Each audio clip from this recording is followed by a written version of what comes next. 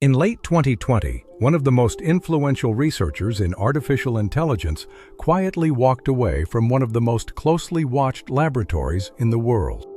Dario Amodei had spent years at OpenAI, where he held a senior research role and helped build the systems that would soon define an entire industry. Around the same time, a group of his colleagues left as well, including his sister Daniela, who had also worked at the company. By early 2021, they had come together to register a new organization in California. They gave it a name that signaled its ambition to keep humanity at the center of the technology it planned to build. They called it Anthropic. On the surface, the decision made little sense. OpenAI was, at that moment, one of the most promising and well-funded research institutions on Earth. Its models were improving at a pace few outsiders could imagine. Leaving meant giving up influence, institutional resources, and a front-row seat to a revolution. So why would a group of leading scientists step away from that position? Why would they start a direct competitor from scratch? According to public reporting and the founders' own later accounts, the split was not a single dramatic rupture, and it should not be reduced to a personal feud. It reflected a set of overlapping tensions that would come to define the entire field. How fast should advanced AI be developed? How seriously should safety and alignment be treated? How should these organizations be governed? And how would the enormous commercial pressure to scale reshape their original missions? Those who left have said they believed safety research needed to advance in step with raw capability. They also believed the structures around them were not built to guarantee it. What began as an internal disagreement eventually helped create two rival centers of artificial intelligence power. Each was backed by some of the largest technology companies in the world. This is the story of how they got there. And it is not, in the end, a story about which chatbot writes a better paragraph. It is a story about who will help design, finance, and control the intelligence infrastructure of the future economy. To understand the split, you have to return to where it started. OpenAI was founded in December 2015 as a nonprofit. Its earliest backers, a group that included Sam Altman and Elon Musk, among others, pledged up to $1 billion. Only a fraction of that pledge actually arrived in the early years. The founding idea was strikingly different from an ordinary startup. Its charter warned that advanced artificial intelligence could become dangerously concentrated inside a handful of corporations. It committed the organization to developing the technology in a way that benefited all of humanity. The aim was to prevent it from serving only one company or group of shareholders. The word open was part of its identity. It reflected an early intention to share research broadly. That was the ideal. The practical challenge was harder. Building frontier AI turned out to be extraordinarily expensive, and the gap between a noble mission and the cost of pursuing it would shape everything that followed. To see why, consider what frontier AI actually requires. Training a state-of-the-art model demands vast quantities of specialized computer chips. These include the graphics processors and accelerators produced by companies like NVIDIA. It also requires access to massive cloud infrastructure and enormous data centers. Those data centers require extraordinary amounts of electrical power to operate. They also require some of the most sought-after engineers and researchers in the world. The salaries of leading researchers alone can run into the millions. The laboratories also need access to huge data sets. They must train and test the same systems over and over. The cost can reach hundreds of millions of dollars for a single generation of a model. On top of all that, they need financing to continue operating for years. The technology may take a long time before it reliably pays for itself. NVIDIA and a few other chip makers supplied much of the engine. But organizations like OpenAI needed billions of dollars simply to use that engine at scale. This is the crucial shift that few outside the industry noticed early on. Frontier AI laboratories were no longer ordinary software startups. A small team with modest capital could no longer build a competitive frontier system. These companies were becoming capital-intensive infrastructure businesses. They were moving closer in scale to energy companies or telecommunications networks. They were becoming very different from the app makers of the previous decade. That reality collided directly with OpenAI's nonprofit structure. A nonprofit could accept donations, but it could not easily raise the tens of billions of dollars that Frontier AI would eventually demand. So in 2019, OpenAI made a consequential change. It created a capped profit arm. It was an unusual hybrid designed to attract outside investment while keeping the mission in control. Investors could earn a return, but only up to a defined limit. After that limit, additional value would flow back toward the original mission. The company argued that this was the only realistic way to fund the compute it needed. Critics questioned whether the original mission could survive the commercial pressure being invited into the organization. The structure kept evolving. In October 2025, OpenAI completed a major recapitalization after a lengthy negotiation and regulatory review. Its for-profit operation became a public benefit corporation known as OpenAI Group. The nonprofit was renamed the OpenAI Foundation. The OpenAI Foundation kept governance control over the new entity. That included authority over its board. It is tempting to describe all of this as a simple loophole. But that framing misses the point. It is better understood as an unusual and still evolving governance experiment. It is an attempt to reconcile a public interest mission with the private capital required to compete. That experiment created real tensions. And those tensions are still being worked through. No relationship illustrates that tension more clearly than OpenAI's partnership with Microsoft. It began in 2019 with an investment of around $1 billion. A significant portion of that investment came not as cash. It came as credits to use Microsoft's Azure cloud. The partnership expanded dramatically in early 2023. Microsoft committed billions more and became OpenAI's primary cloud provider. Microsoft began weaving OpenAI's models into products used by hundreds of millions of people. This was never simply an investor writing a check. It was an exchange of capital, computing access, cloud services, distribution, and strategic alignment. Microsoft received access to advanced AI for its products. OpenAI received the infrastructure needed to train and deliver increasingly capable systems. And here we arrive at one of the central ideas of this story. In Frontier A1, compute itself became a form of currency. Guaranteed access to chips and cloud capacity could be worth as much as cash. Without that access, money alone could not buy a company its way to the frontier. The partnership was revised again in 2026. Microsoft remained OpenAI's primary cloud partner. But OpenAI gained far greater flexibility to serve its products across other cloud providers. Microsoft's license to OpenAI's technology also became non-exclusive.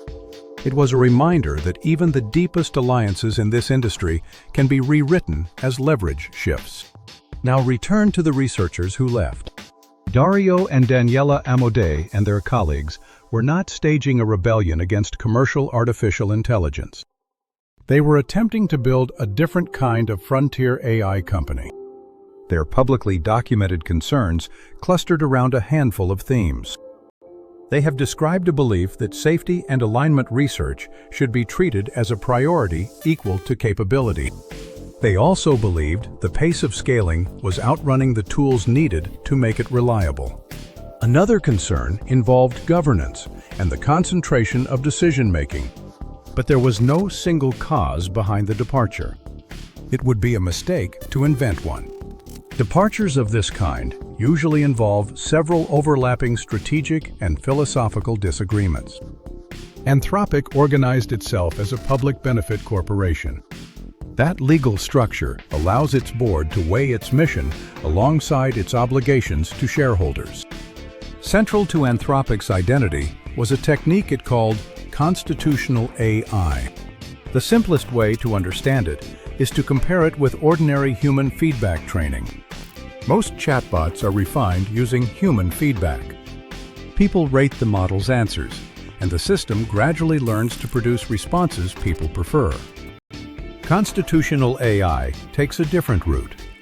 The model is given an explicit, written set of principles instead of relying only on thousands of individual human judgments. Those principles function like a kind of constitution.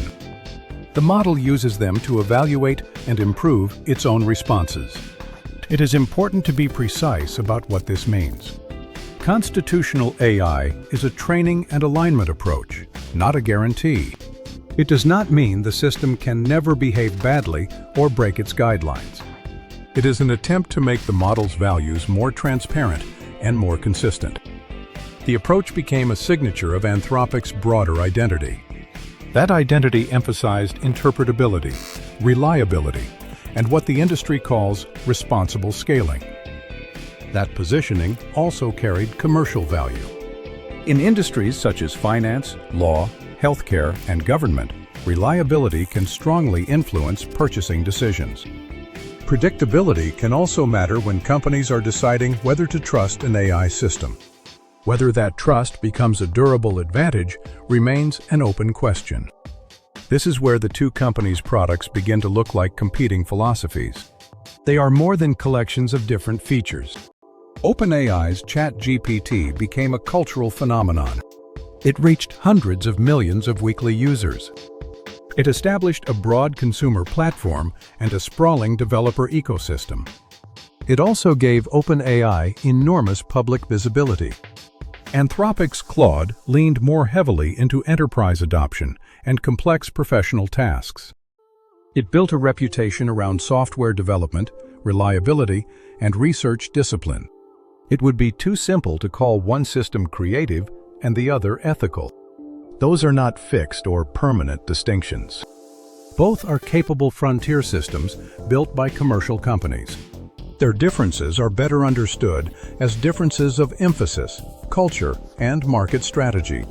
Anthropic's safety-focused identity did not remove it from the capital race. It gave the company a differentiated position inside that race. Anthropic also needed staggering amounts of money and compute. It therefore built a broad network of strategic relationships. Amazon became its primary cloud and training partner. Amazon also became one of its major financial backers. Anthropic secured additional computing capacity through arrangements involving Google and other providers. It also ran its models on a mixture of hardware, including NVIDIA chips. Claude became available across all three of the world's largest cloud platforms. These relationships reveal something important about the modern AI economy. The same technology giants can simultaneously be investors and infrastructure providers.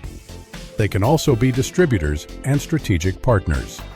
In some areas, those companies support the very laboratories they compete with elsewhere. This creates a deeply interconnected system of alliances and rivalries. Bring the two stories together, and the shape of the contest becomes clear. OpenAI and Anthropic now compete on nearly every front at once. They compete for investment, computing access, and cloud capacity. They also compete for the small pool of researchers capable of pushing the frontier. They compete for enterprise contracts and consumer attention. They compete for relationships with governments and the loyalty of developers. They also compete for something harder to measure. They compete for strategic legitimacy. The scale of capital involved has become almost difficult to comprehend. In March 2026, OpenAI announced roughly $122 billion in committed capital. That round valued the company at about $852 billion. Weeks later, Anthropic announced a round of around $65 billion. That investment carried a private market valuation of roughly $965 billion. By that measure, Anthropic had briefly become the most valuable pure-play AI company in the world. It is worth pausing on what these numbers actually mean. They are private valuations determined by what investors are willing to pay. They are not cash sitting in a bank.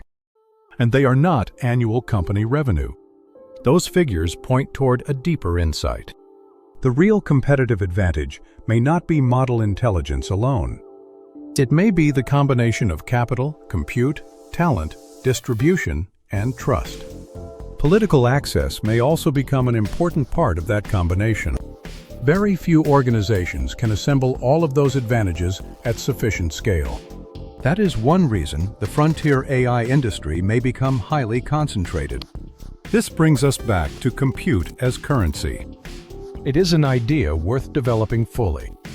A company can raise tens of billions of dollars and still find itself constrained. Money cannot instantly manufacture everything frontier AI requires. A laboratory needs scarce accelerator chips and reserved cloud capacity. It also needs newly constructed data centers. Those facilities require advanced networking equipment and cooling systems. Above all, they require enormous and reliable supplies of electricity. That electricity may have to be secured through agreements lasting many years. Anthropic has entered enormous long-term infrastructure commitments with Amazon. OpenAI has also entered very large multi-year compute agreements, according to public reporting. These commitments show why cash alone is not enough. There is a useful, if imperfect, comparison with the industrial age. Access to oil once powered machines, transport, and geopolitical influence. Control over oil became a source of national and corporate power. In the AI age, access to compute is becoming a comparable input. It can determine which companies are even able to compete. Compute is not literally replacing money or oil, but it is becoming a critical production resource, and controlling it is quickly becoming a form of strategic power. The extraordinary valuations attached to these companies raise another question. How can private firms that may still be unprofitable be worth hundreds of billions of dollars? The answer lies in how private markets operate. It also lies in the difference between wealth on paper and wealth in hand. When a company raises money at a particular valuation, the headline figure does not mean it holds that amount in cash. It does not mean the company earns that amount in revenue. It also does not mean the company has turned that amount into profit. It is the price investors are willing to pay for a share of the company's possible future. Employees and early shareholders often hold equity that rises in value alongside these rounds. But that value remains largely theoretical until the shares can be sold. This is where tender offers and secondary share sales become important. They allow current and former employees to sell some of their shares to private investors. Those shares are sold at an agreed price. This converts a portion of paper wealth into real money. It can happen without the company first becoming publicly listed.